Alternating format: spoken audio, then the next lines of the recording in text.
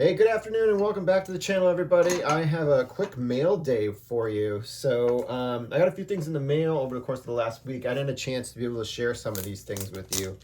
Actually, was out of town for a little bit of time. Actually went to visit Montreal with my wife, and I did get a chance to see where the Expos played, Old Olympic Stadium, which was kind of cool. They're actually putting some money into the site right now to rehab it and renovate it and make it more modern, so it gets utilized.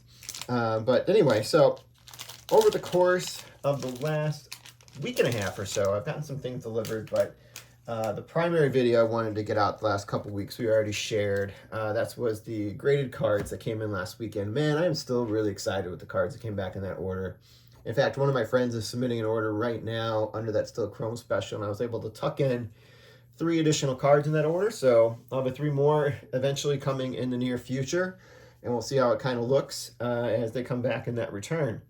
I was with them last weekend, and we actually opened some packs too, so I have some cards to show you from some boxes and things that we went through. But I'm just going to go right out there and show you some of the big things that came in first, and then we'll kind of look at the cards that I opened up.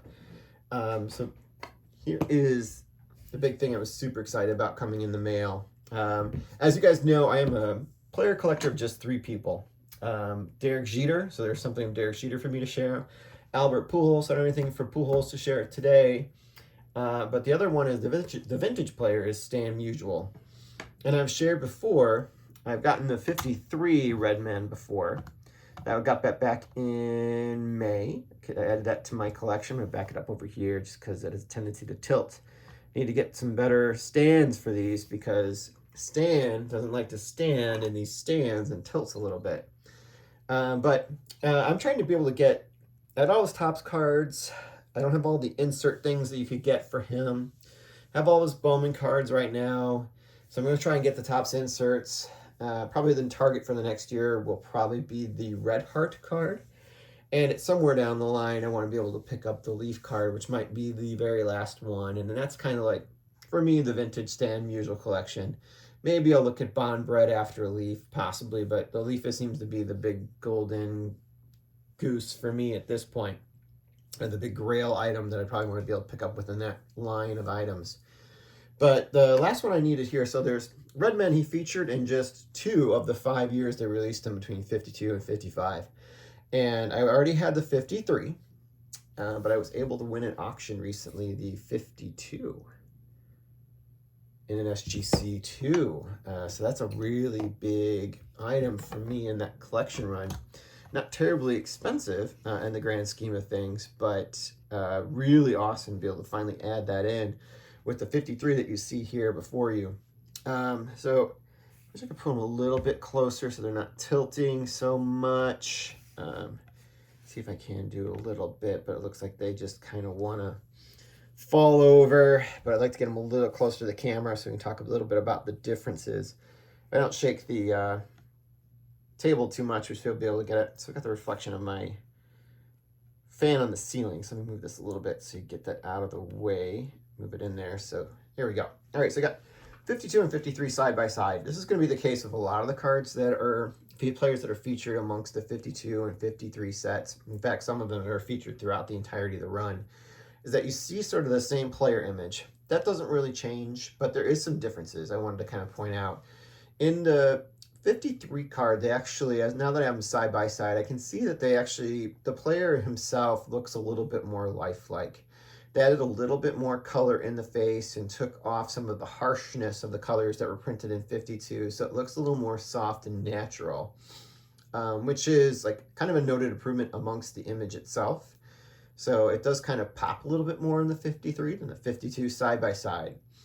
The big thing you'll notice is the backgrounds changed on some of these cards, and for Stan Musial, it was no exception. He went from having a very bright blue background, which I thought really popped into 52 and goes well with the Cardinals colors of navy blue and red and white, to a green background, which features kind of like the stands, probably at Sportsman Park, I guess fictitiously in here, and then the dugout that behind him, which also kind of pops in its own sort of way. Both of them featured the tab at the bottom there, and you can see that the differences in the tab you see amongst the first 52 and 53 is the 52 just mentions that it's the 52 Redmen All-Star team. And that's the only way on the front of the card you can identify it as a 52.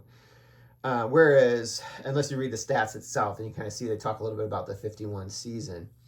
And on the 53, it's very similar, where you have the players' name on there as well as the 53 National League All-Stars and the card number itself. The card number is featured twice on the 53, where it's at the top here with the bio and again at the bottom, whereas in the 53 or 52, it's only at the bottom.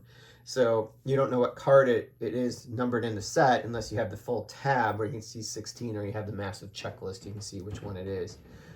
The backs are not identical either, even though they kind of have some of the same features. The bios are a little bit different. It's updated for 52, 53, in case you want to know that. So in the 53, they have these bright red backs, which kind of pop a little bit better than the dark green backs you see here on the 52s. They both talk about having the redemption to be able to turn it in for a baseball cap at the end of the, as long as you turn them in before March 31st of the following year. On the top, they talk a little bit about the number of cards that are in the set and how they were selected. And actually list the World Series managers on the 52 cards, whereas the 53, it doesn't mention the managers themselves, whereas Leo DeRocher and Casey Stengel are mentioned on the 52 because they were the 51 combatants between the Giants and the Yankees during that World Series. So just really cool item to pick up in my collection. It's been a really awesome year for me to be able to pick up these same usual cards. And this kind of goes along with me finishing out the Topps run and the Bowman run by getting the 49 in Bowman into my collection earlier too, as well as the 1948 Bowman as well, to help work on that set. Got two more cards I wanted to share with you too that came in. This one we'll do real quickly. We're on the player collecting topic. This is another one of those gold cards. This is going to be one featuring Derek Jeter at the press conference for Alex Rodriguez when they brought him over from the Texas Rangers. They stepped in at the last minute to acquire him over the Red Sox. The deal was almost done with Boston. But Aaron Boone, who's the World Series manager right now for the Yankees, got hurt in the offseason, I believe playing basketball. So they needed a third baseman, and they jumped right in, and they also wanted to try and, like, at that time, it was the Red Sox and Yankees were the two biggest teams that were going head-to-head year to year in the American League. So they wanted to undercut their opponents, and they certainly did.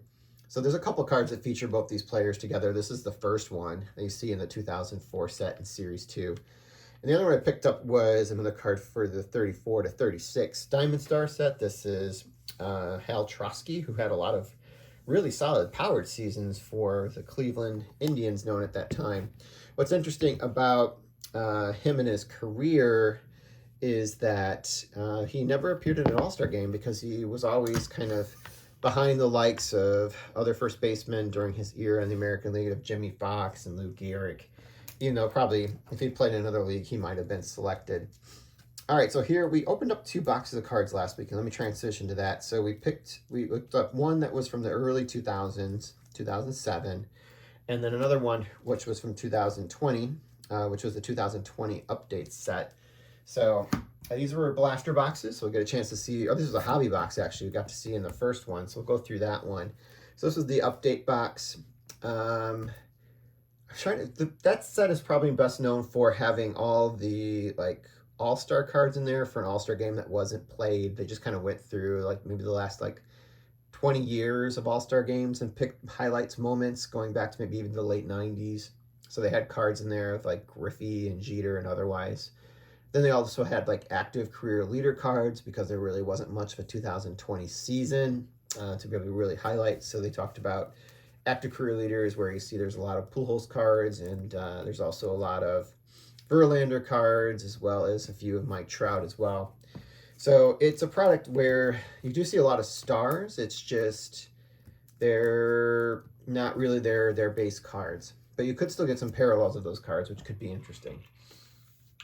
So that's obviously what we're shooting for, as well as possibly an autograph. So the first thing we got is a Silver Pack card. We did open that up. I didn't keep all the cards from there, so it kind of was able to allow me to cherry pick there, which I really like. This is the black parallel of Rangel Ravelo.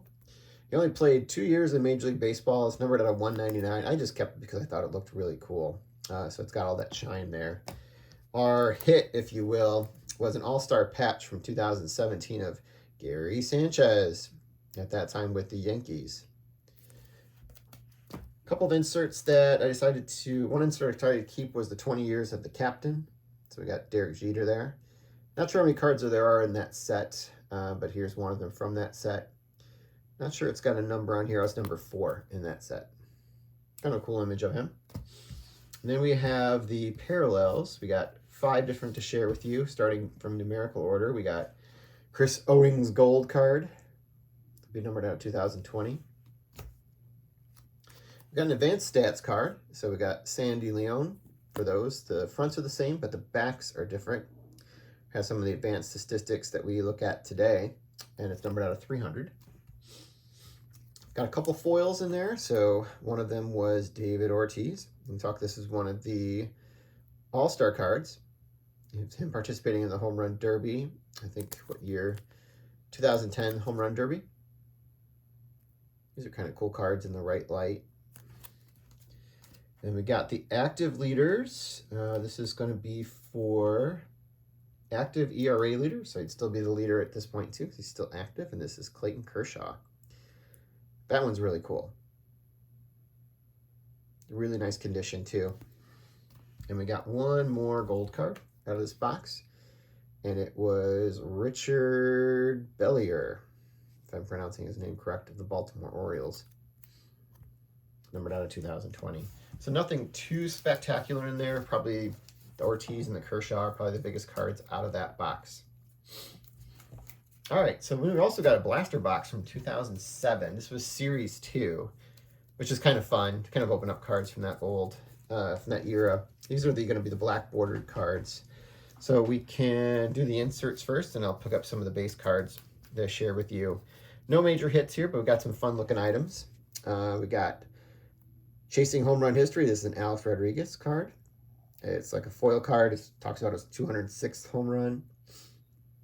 Again, before we knew what we knew about A-Rod today, there was a whole insert series about Mickey Mantle. So I kept this one. He and his dog with the 53 design. I think that looks really nice.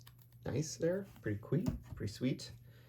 And we got a couple. This is an insert set. I think they were like 1 per 8 packs. We ended up getting 2.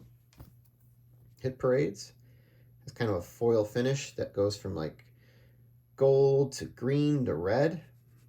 It's got Frank Thomas, the Toronto Blue Jays at that point. Talks about the active RBI leaders, of which he was number 3. He was number 3 on that list. We also got Manny Ramirez from the same list, RBI leader. He was number 5 behind Sammy Sosa on that list. And here we go. We got the base cards that I kept. Mostly Hall of Famers and stars. We got Tom Glavine with the Mets. Gary Sheffield, member of the 500 Home Run Club, here pictured with the Tigers. Chipper Jones, or Andrew Jones, actually on there. Sorry, wrong Jones. And we got Alex Rodriguez too. Kind of a cool looking card. Randy Johnson, back with Arizona, after he spent a brief time with the Yankees. And this was the cool one. We got Barry Bonds, which I think is actually his last. I don't think he's in the 2008 set. This might be his last base card. Very sweet looking card. Yeah, I just really kind of like that design of that set. Well, that is it for now, guys. I don't have anything else to share with you at this moment. Really excited for some things coming up soon. We have the big card show coming up here locally in, I think, just a month's time now. So hoping to go to that show. I'm already looking at a couple people I might get some autographs for at the show. And obviously I'm going to be targeting a few more Diamond Stars and some potentially 53 Bowmans. I think instead of quantity, I might be going for maybe just a card or 2 at that show with my budget. So I might be trying to get one of the Hall of Famers from those sets, maybe 1 from each that I've been needing on my list. I don't have too many left on the Bowman set list of Hall of Famers that I need. Still need a lot of common cards, which shouldn't be too hard to pick up. And then on the Diamond Star side, I still have about half the Hall of Famers to go. And there's a few that I would love to be able to kind of pick up if they're in the right price range and it looks really nice. I've been wanting to get the Roger Hornsby, maybe the Melot, or some of the ones I've kind of been thinking about maybe wanting to pick up sooner than later. Um, Going after the Grove and the Greenberg at this point is not quite in my budget.